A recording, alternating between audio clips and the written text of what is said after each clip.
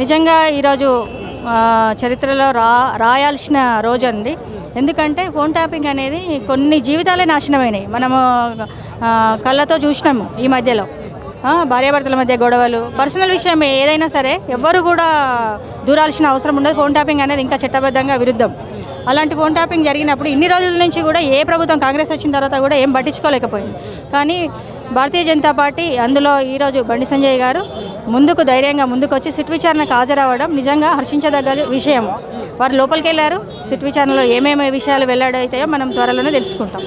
అంటే గత ప్రభుత్వం ఫోన్ ట్యాపింగ్ చేస్తుంది మీరు అంటా ఉన్నారు, కానీ కేవలం మాపై తప్పుడు ఆరోపణలు చేస్తూ ఉన్నారు. ఇలాంటి ఫోన్ ట్యాపింగ్ జరగలేదు, ఎలాంటి చర్చలకైనా సిద్ధమంటూ కూడా గత ప్రభుత్వం సంబంధించిన నాయకులు చెప్తా ఉన్నారు. ఏం చెప్తారు? ఇంకా కొన్ని గంటల్లో ఫోన్ ట్యాపింగ్ జరిగిందా లేదా అనేది మన ముందు అందరి ముందు వచ్చేస్తుంది.